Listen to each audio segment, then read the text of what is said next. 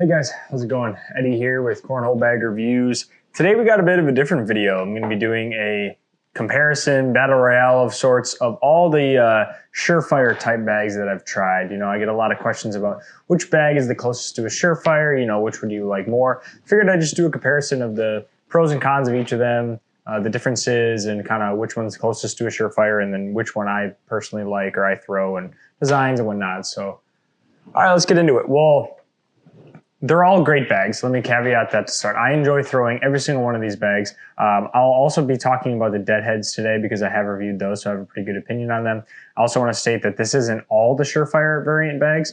You know, I know there's like the Jackals and Deja Vu's from 710, and I think Vortex has one as well. So there are other options. These are just the ones that I personally own and have tried. I have not tried the other ones or had my hands on the other ones, so I don't want to give an opinion on those until I have tried them. So we'll start with these ones here. If I need to do an update in the future to possibly add some other bags, we can do that. But this is kind of what I'm going to start with. So from this side to this side, we got the Killer Bees Wildfires. We have the Black Sheep Blackwaters.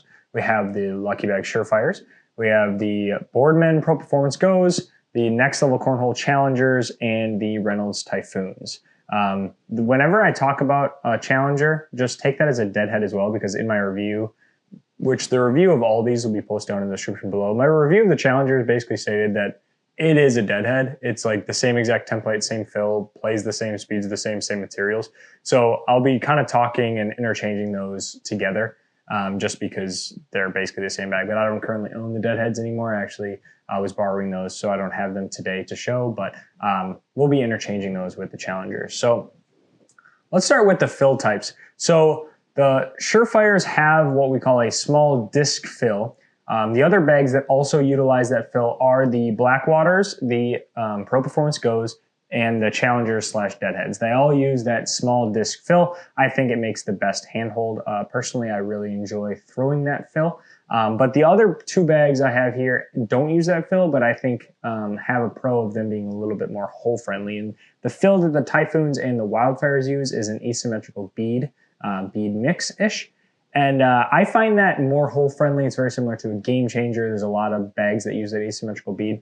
You know, it's a little bit less comfortable in the hand, but these materials on all of these bags are so kind of like thicker that the bead doesn't necessarily matter as much. You really can't tell when you're holding it. And I find the Typhoon's probably the most hole friendly out of any of these bags for a couple reasons that we'll get into.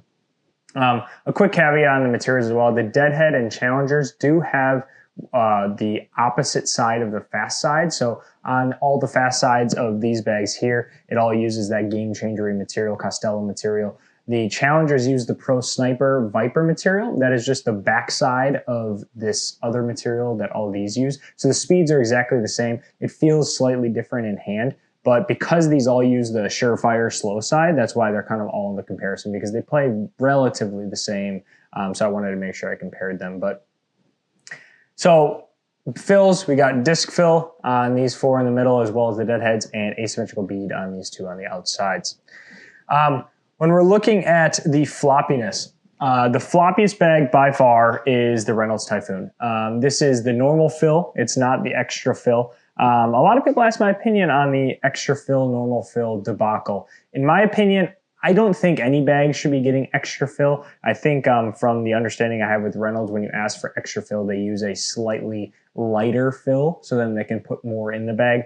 In my opinion, the reason that the Typhoon plays so good is because of its floppiness. You know, it really melts in the hole. It's a little bit wider of a template. So I think if you go with that extra fill, you're kind of negating the whole reason I would pick a Typhoon over one of these other bags, which I think makes it unique in its own way. So that's why I don't personally like the extra fill. If it's too floppy for me, I'll just use a different bag. I don't think getting the extra fill in a Typhoon to make it less floppy, I think you're losing some of the interaction that the Typhoon has.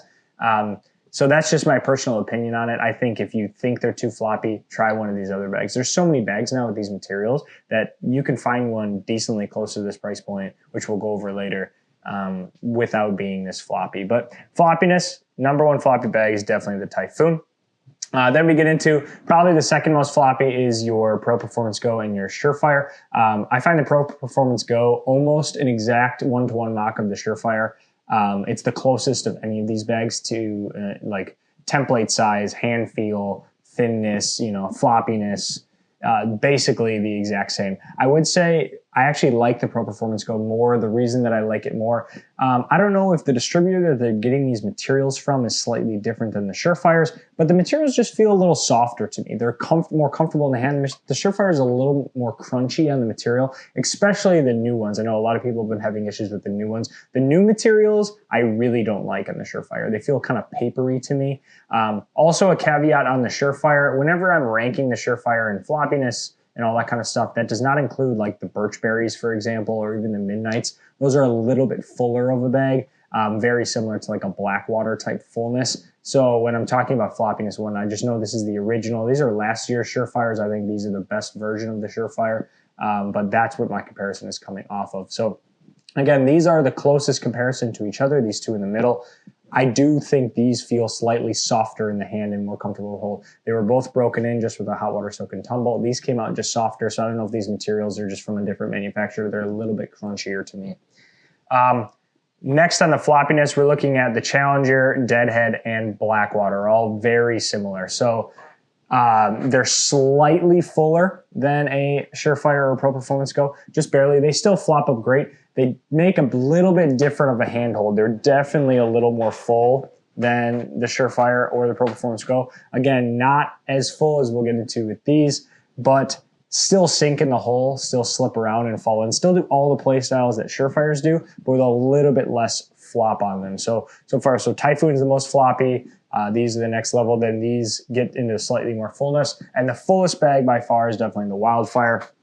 Still gets a good flop on it. I actually, so with the Blackwaters and the Wildfires, I actually did a wrinkle guard for these to really start to loosen them up because they are definitely bigger when you get them. Wildfires still make a great handhold. It's just probably the biggest. They still play super hole friendly, but if you like a bigger handhold, this is probably the biggest handhold of them all. Again, still not very big if you're used to a carpet bag or a puffy bag. Still plenty thin. It's barely bigger than the rest, but if I was just to compare these, this is the fullest and like least floppy, I guess, but it still flops up pretty well. When we're looking at a design, so I don't have it here, but in my opinion, the best design is the Deadhead. I just think the Deadhead is one of the coolest design bags out there. They do a really good job with their colorways and their designs. So if we're just talking about design, I like that one the most. Next goes into the Blackwaters. Obviously, this is a custom one. These are Corbin's customs. But what they've been doing with the Blackwaters, the cool part about Black Sheep, man, they're coming out with limited bags like every other week, it feels like. You know, they just had the Day of the Deads. They're going to be coming out with some new ones soon. They had the Michael Myers ones. And even their generic design Blackwaters, I really like the text they changed to. They have great colorways. So I think that what Black Sheep is doing with designs is really going in the right direction. And I think you can always find a really cool limited set, or even the generic sets are really, really nice. Then my next favorite is the Challenger. And I also want to note, I don't have the Wildfires in my list of favorite designs because Wildfires are full custom bags. So obviously I really like this design because I designed the entire thing. So I'm not going to rank this because this isn't a bag that necessarily you would get. So just ranking it based on like what's in the market right now. But if you like full custom designs, that's where your Wildfire is going to be coming in handy for you. Being able to go full custom for the price point we'll talk about later. But third favorite for design, I do really like the Challenger design. I like both sides of it. It has a bunch of different colorways. I just think it's a really, really nice design. The colors pop really well. The printer prints really well. It's super clear. You know, he has a really nice printer. All the designs come out really well. I really like the Challenger design.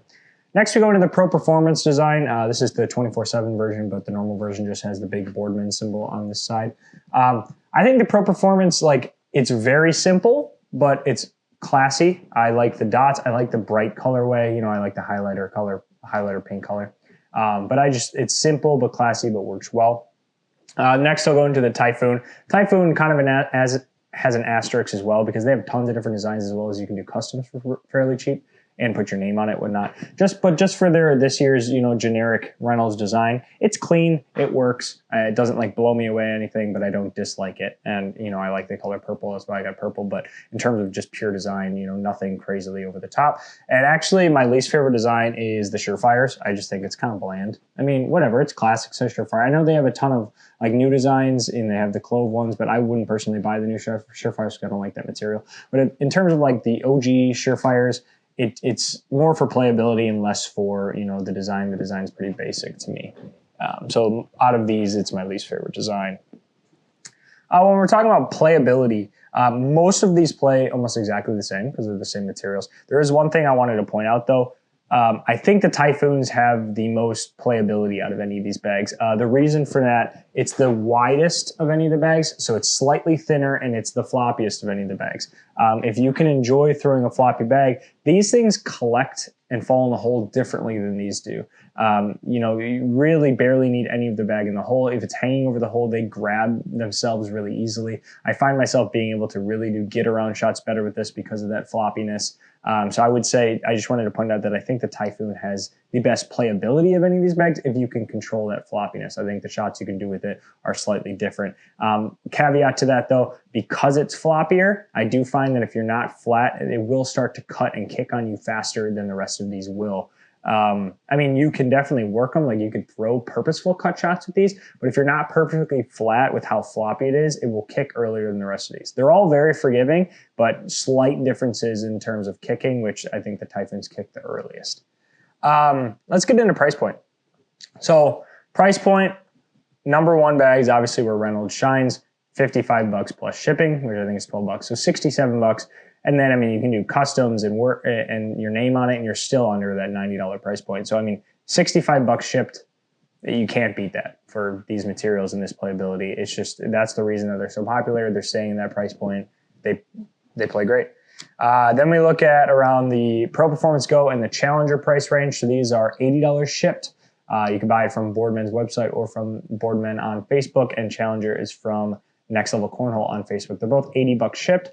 Again, the Pro Performance Go is probably my favorite, if not close to my favorite, of this whole lineup for 80 bucks shipped. They have a bunch of new designs. I really like this bag. And if someone was going to tell me, like, you know, I don't want to get a Surefire because everything going on with Lucky, or I don't want to pay Surefire prices, what do you buy? This is what I recommend.